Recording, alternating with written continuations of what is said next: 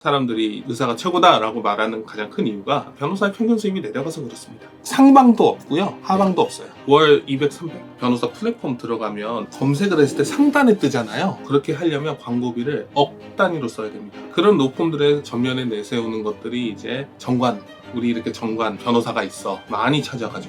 이게 현실인 거예요. 그렇게 광고비를 많이 때리면 정직하게 사건을 수임할 수가 없어요. 무조건 사건을 수임해야 되죠. 광고비를 뽑으려면 변호사가 필요 없는 사건들이 대부분이에요. 사실은 그때 당시에 공포감 때문에 적게는 몇백만 원, 많게는 수천만 원씩 돈을 내고. 안녕하세요. 저는 박준광 변호사라고 합니다. 10년차 형사 변호사로 활동하고 있습니다. 요즘 변호사 업계 분위기는 좀 어떤가요? 전화 수가 줄어들었어요. 어떻게 보고 있냐면 내가 이만큼의 노력을 기울였을 때 오는 전화 수가 경험상 축적이 돼 있잖아요. 근데 10통의 전화를 받기 위해서 기울여야 되는 노력이 점점 커지는 거예요. 어제 이제 변호사 시험 합격자 발표가 났는데 1700명이 또 늘었어요. 사실 어마어마한 숫자거든요. 그러면 이제 이분들 중에서도 또 날고 계시는 분들이 또 치고 올라온단 말입니다. 항상 버티기는 어렵지만 치고 올라오는 거는 뭐 다 자기 능력이니까 그런 게 있죠. 3만 5천 명? 4만 명이 조금 안 되는 걸로 알고 있어요. 점점 늘어나면 이제 10년 뒤에는 5만 명에서 6만 명 정도 수준이 되겠죠. 변호사의 평균적인 매출이나 수입 수준은 내려갔죠. 사람들이 이제 의사가 최고다라고 말하는 가장 큰 이유가 변호사의 평균 수입이 내려가서 그렇습니다. 레드 오션화 된 부분도 있어요. 그렇게 이제 판단하는 거는 변호사업 내부. 근데 변호사는 되게 이제 반칙 같은 게 세상이 놀이공원이라고 보면 변호사는 자유이용권이에요. 어디든 들어갈 수 있고요. 거기서 뿌리를 내릴 수 있어요. 그렇기 때문에 그게 다는 아닐 겁니다. 얼마 전에 신문에 나왔거든요. 변호사 상위 10% 연봉이 1억 8천이에요. 상위 10%. 그 다음에 중위가 한 1억? 평균이 1억 왔다 갔다 하더라고요. 1억 정도 되는 것 같더라고요. 의사랑 비교하면 차이가 크죠. 근데 이제 상위 1%는 변호사가 제일 높습니다. 상방도 없고요, 하방도 없어요. 이제 월 200, 300? 이제 월 200, 300 받으려면 이제 자영업으로서 개인 변호사로서 이렇게 사무실을 운영을 해야 되는데 이제 사건이 안 들어오는 거죠. 혹은 마케팅을 충분히 하고 있지 않는 거죠. 대부분은 개인 변호사예요. 사람들이 생각하는 대형 로펌 몇 군데를 제외하고 법무법인은요, 결산제라고 하는데 쉽게 생각하시면 변호사를 위한 공유 오피스입니다. 오며 가며 인사하는 게 다예요. 사적인 대화도 나눈 기회가 없어요. 그래서 다들 서로 관심이 없고 이해관계만 다르고 법인이라는 틀 안에서 법인 통장을 사용해서 정산을 해서 세금에 대한 인센티브를 얻는 거지, 비용이나 이런 거에 대한 인센티브를 얻는 구조가 대부분이에요. 법무법인은 대부분 다 이렇게 공유 오피스화 돼 있고요. 이제 우리가 흔히 알고 있는 뭐 김앤장이라든지 태평양이라든지 이런 법무법인이나 법률사무소가 있는데, 이런 부분들은 이제 큰 소송들, 기업 소송 같은 거, 쟁점이 많은 소송, 변호사 한 명에서 못하는 소송들 있죠. 그런 것들을 처리할 때는 그런 대형 펌에서 이제 선임해가지고 이제 진행하게 되는데, 그런 데서는 이렇게 사건 하나에 굉장히 많은 변호사들이 달려들어가지고 사건을 진행하게 됩니다. 그런 거에서는 차이가 있을 수 있어요. 근데 사건이 본질적으로 한 명의 변호사가 처리해야 되는 사건이다 라고 했을 때는 대형 펌이나 어떤 개인 변호사나 사실은 차이가 없습니다. 변호사님은 출퇴근 시간이 어떻게 되시나요? 사실 제가 용인에서 출퇴근을 해요. 경부고속도로를 타고 출근을 하기 때문에 7시 이후에 출근을 하면 사무실까지 오는데 1시간 반, 2시간씩 걸려요. 근데 6시쯤 나오죠. 6시나 6시 이전에 나오면 3, 40분이면 옵니다. 그러니까 일찍 출근하게 돼요. 길가에서 시간을 버리는 게 아깝잖아요. 그래서 일찍 출근을 하면 보통 6시에서 7시 사이에 일단 출근을 하는 경우가 제일 많고요. 사무실 아침에 출근할 때 그렇게 해서 아침에 딱 세팅해서 오전에 어려운 서면 한두 장짜리 말고 한 5장에서 10장짜리 서면 하나 딱 쓰면 기분 좋죠. 출퇴근이라는 개념이 사실은 변호사도 자영업자이기 때문에 사무실에서 할 수 있는 일과 집에서도 할 수 있는 일이 있는 거지 출퇴근이 정해져 있는 것 같지는 않아요. 그래서 물론 출근을 하고 퇴근을 하지만 집에서도 계속 사실은 일을 하거든요. 사무실 컴퓨터보다 집에 있는 컴퓨터가 스펙이 더 좋아요. 일하는 장소만 바뀌고 계속 일을 한다라고 생각하면 될 것 같아요. 자영업자, 100% 자영업자입니다. 변호사 플랫폼 광고비가 많이 비싼 편인가요? 지금 네이버나 어떤 변호사 플랫폼 들어가면 검색을 했을 때 상단에 뜨잖아요. 그렇게 하려면 광고비를 억 단위로 써야 됩니다. 이런 광고비를 감당하기 위해서 이 로펌이 지금 대형화되고 있는 추세가 있어요. 회사가 커지기 위한 대형화가 아니라 광고비를 감당하기 위한 대형화예요. 제가 말은 그냥 억대라고 말씀을 드렸는데 상상을 초월해요. 한 가지 더 말씀을 드리면 그런 로펌들의 억대 광고비를 쓰면서 전면에 내세우는 것들이 이제 정관, 우리 이렇게 정관 변호사가 있어, 이렇게 정관 변호사님들이 전방에 딱 배치가 됩니다. 이게 현실인 거예요. 많이 찾아가죠. 그래서 경찰서 가보면 다 알아요. 어디가 제일 잘 나가는지. 요즘 예전에는요 정관 예우라는 게 있었어요, 현실적으로. 그래서 인센티브를 줬거든요, 여러 가지 면에서. 근데 어마어마했습니다. 정관이 펌에서 나와서 자기의 입김이 법원이나 이제 검찰청에 유효할 수 있는 한 1, 2년의 기간 동안에 어마어마한 돈을 끌어모았어요. 근데 지금은 그렇게 하면 옆에 있는 변호사가 신고합니다. 그래서 너무 많아졌죠. 너무 변호사들이 많아요. 아까도 말씀드렸지만 그런 정관을 전면에 내세우고 억대 광고를 쓴다고 했죠. 옛날에는 억대 광고를 쓸 필요가 없었어요. 이게 이제 달라진 거죠. 그 안에 뭐가 이제 더 있을 수는 있겠지만 예전하고는 완전히 달라졌다는 게 이제 그냥 팩트로 보일 겁니다. 뭐든지 페널티가 있죠. 그렇게 광고비를 많이 때리면 정직하게 사건을 수임할 수가 없어요. 무조건 사건을 수임해야 되죠. 광고비를 뽑으려면. 변호사가 필요 없는 사건들이 대부분이에요, 사실은. 근데 변호사가 필요 없는데 필요하다고 해서 수임을 합니다. 그러면 이제 적게는 몇백만 원, 많게는 수천만 원씩 돈을 내고 그때 당시에 공포감 때문에 수임을 해놓고 이제 사기를 당했다고 생각을 하는 거지. 근데 이제 조금만 여유를 가지고 주변을 둘러보면 양심적인 변호사님들이 굉장히 많거든요. 요즘은 다 유튜브라든지 블로그라든지 인스타그램이라든지 어떤 매체를 통해서 다 자기 홍보를 해요. 그러면 그걸 보고 이제 조금 변호사님 몇 분 찾아가가지고 이제 상담해보고 이 변호사가 괜찮겠다, 그렇게 옵니다. 그래서 여기는 그 대신 그쪽보다는 이제 노출 정도는 덜하죠. 하지만 충분히 자기를 어필할 수 있다고 한다면 그것도 굉장히 큰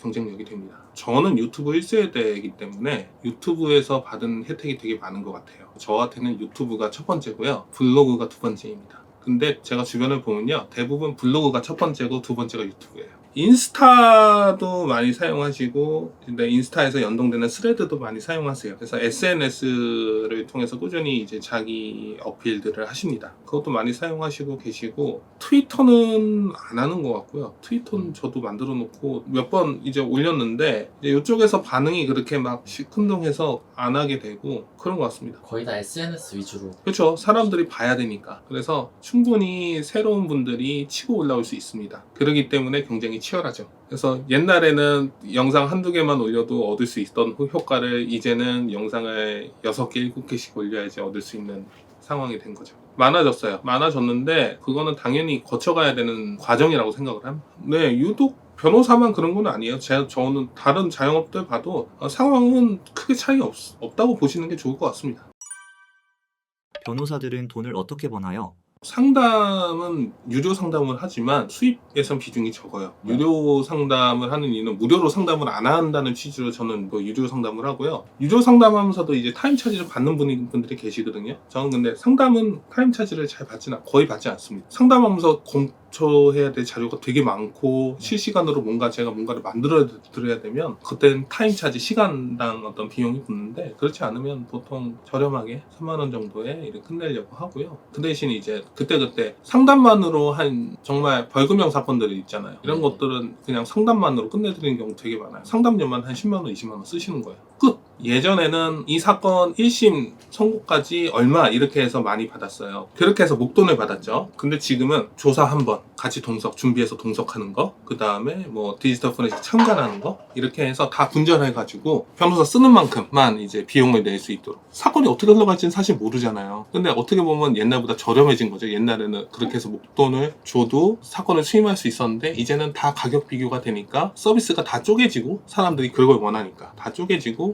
최소 그러니까 변호사 한 번만 해가지고 조사해가지고 원하는 목표가 달성이 됐어. 그러면 딱 그만큼만 쓰고 저는 사임하면 되는 거잖아요. 비교 다 하십니다. 금액도 많이 말씀하시고요. 근데 제가 비싸지는 않더라고요. 제가 평균이거나 평균보다 좀 낮더라고요. 금액 비교 많이 하시고요. 그런 것들보다 이 변호사한테 받을 수 있는 게 뭔가라는 거를 이제는 많이 생각하시는 것 같아요. 그러니까 왜냐하면 저한테 찾아오셨다는 거는 그냥 단순히 검색해보고 위에 떠서 온 게 아니거든요. 저를 찾아보고 오신 거예요. 이미 찾아보고 오신 거예요. 그러면 다른 변호사님하고 상담을 했거나 다른 변호사님의 그런 자료들도 다 보고 오신 분들이 대부분이거든요. 그러면 이제 이쪽이 내가 필요한 서비스를 제공해 줄 수 있는가를 실질적으로 비교하게 됩니다. 그리고 사건을 똑같이 들어도 의사분들도 마찬가지잖아요. 똑같이 MRI나 CT 보고 누구는 암이라고 그러고 누구는 암 아니라고 하고 수술 방법도 다 달라지죠. 변호사도 마찬가지거든요. 변호사도 이 사건은 사건 레인지가 실형은 안 나올 것 같고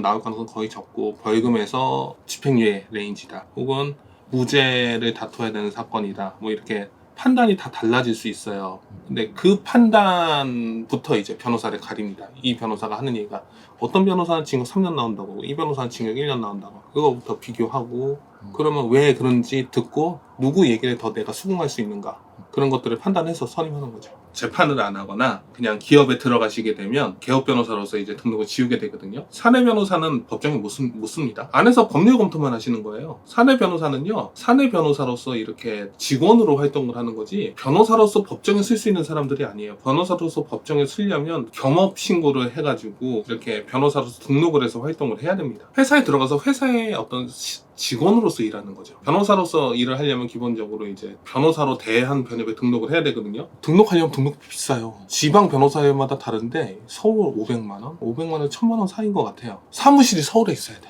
그러니까 저는 제주도 사건도 있고 부산 사건도 있고 광주, 대구 다 있거든요. 사무실 소재지가 서울이어야 되는 거지. 경기도면 경기 변호사회가 있고 지방마다 다 있어요. 도마다. 근데 거기에 이제 회비를 가입을 하고 한 500에서 1000만 원 사이를 내고 가입을 하고 이제 변호를 할 때마다 10,000원 전후의 어떤 수입 증지라고 해야 되나요? 그거를 띄워가지고 선임서에 붙여서 제출을 해야 돼요. 수수료죠. 이게 이제 통행료 같은 거죠. 그래서 이게 이제 변협과 법원이나 수사기관과 이제 국세청에 이렇게 공유가 됩니다.